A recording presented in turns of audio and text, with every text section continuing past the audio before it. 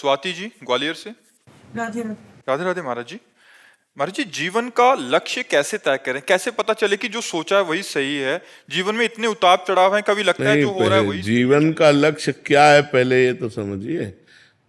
क्या रुपया जीवन का लक्ष्य हो सकता है? मकान हो सकता है, भोग हो सकते हैं। जीवन का लक्ष्य परमात्मा है। जीवन का लक्ष्य जगत नहीं है। जगत जीने के लिए है। जैसे हमें जीवन साथी चाहिए जीने के लिए, वो हमें अन्य योनियों में थोड़ी मिल पाएगा। मतलब हमारा ये शरीर छूटा तो हमारा पति हमारे साथ जाएगा, ये असंभव, ऐसा हो ही नहीं सकता। रुपया बैंक बैलेंस यहीं रह जाएगा, मकान यहीं रह जाएगा, जो आपकी पढ़ाई लिखाई पद है वो यहीं रह जाएगी, विस्मृत हो जाएगी शरीर छूटते ही। तो अगर हमने ये सब लक्ष्य बनाया तो परिणाम में तो सब व्यर्थ ही गया ना। परिणाम में तो कुछ हाथ नहीं लगा।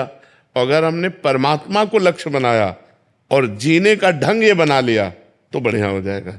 हम भगवान का नाम जप करते हुए अपने पति में परमात्मा को देखें, अपने पुत्र में परमात्मा को देखें, समाज में परमात्मा को देखें, अच्छा व्यवहार करें।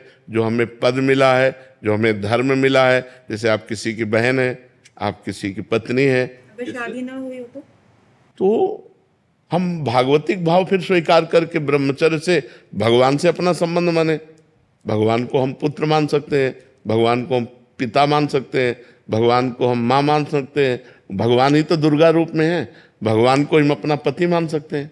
जो संबंध चाहो भगवान से कर सकते हो। तुम्हें माता च पिता तुम्हें बंधुश्च सखा तुम्हें विद्या द्रविणं तुम्हें सर्वम मम देव देव। पर यदि शादी ना करे तो ब्रह्मचर्य पर ध्यान देना चाहिए। फिर इधर उधर गंदी बातें अगर मन में रही तो फिर वो लक्ष्य नहीं बना पाएगा। भले सन्यासी वेश ना हो, लेकिन अंदर से संयम, नियम, पवित्रता, ब्रह्मचर्य, तो वो परमात्मा का लक्ष्य बन जाएगा। या तो गृहस्थ धर्म से चले तो परमात्मा का लक्ष्य बन जाएगा, या विरक्त धर्म। दो ही धर्म है हमारे यहाँ प्रगट में, निवृत्ति धर्म और प्रवृत्ति धर्म।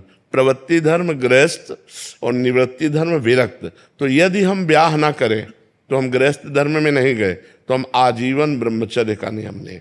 हम किसी भी पुरुष का स्पर्श काम भाव से नहीं करेंगे। तो वो जो ताप है, काम का जो वेग हमें तपाता है, वो तपस्या बन जाती है, और उसी तपस्या से भगवान प्रसन्न हो जाते हैं।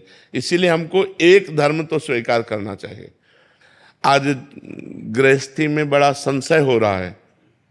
पति पत्नी में प्रेम नहीं रह गया। जब पति को देखती है कि दूसरी लड़की से, स्त्री से, या पति देखता है कि दूसरे पुरुष से, तो दोनों का मन अशांत हो जाता है। या तो संबंध विच्छेद, तलाक में उतर जाते हैं, या फिर हिंसा में उतर जाते हैं।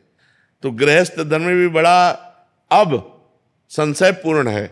बहुत ज्यादा विवाह विच्छेद बहुत ज्यादा हो। हाँ, और हिंसाएं भी हो रही हैं, आप देखिए। क्योंकि हमारे देश में ये सूट नहीं करेगा सूत्र। हमारा देश धर्म प्रधान है।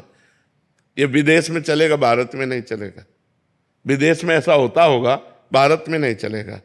तो अब भारत में दो मार्ग बनाए गए हैं, एक प्रवृत्ति मार्ग धर्म ग्रंथों के द्वारा, और एक निवृत्ति मार्ग। यदि हम प्रवृत्ति में जाएं तो एक पुरुष को पति रूप में स्वीकार कर धर्म पूर्वक आजीवन, एक पत्नी को स्वीकार करके धर्म पूर्वक आजीवन प्यार में जीवन व्यतीत करें, ये हमारा सनातन धर्म कहता है। और यदि हमने ब्याह नहीं किया तो फिर हमें ब्रह्मचर्य से रहना चाहिए। तो यदि हम ब्याह ना करें तो ब्रह्मचर्य से रहें, अपने जीवन को पवित्र करके भगवान के चरणों में समर्पित कर दें। जैसे भीष्म जी ने अंतिम समय भगवान श्री कृष्ण से कहा, हे श्री कृष्ण, ये मेरी बुद्धि रूपी कुंवारी कन्या आज तक किसी का वर्ण नहीं किया, अब अंतिम समय है, हे श्री कृष्ण मेरी इस बुद्धि को आप स्वीकार करें, क्योंकि आज तक मेरी बुद्धि कभी विषयों में दूषित नहीं हुई। ये पतिव्रता है, आप इसे स्वीकार करें। तो हम अपने जीवन रूपी धरोहर को, ये धरोहर है भगवान की, यदि हम ब्याह ना करें तो इसे ब्रह्मचर्य से पवित्र रखते हुए भगवान के चरणों में समर्पित कर दें।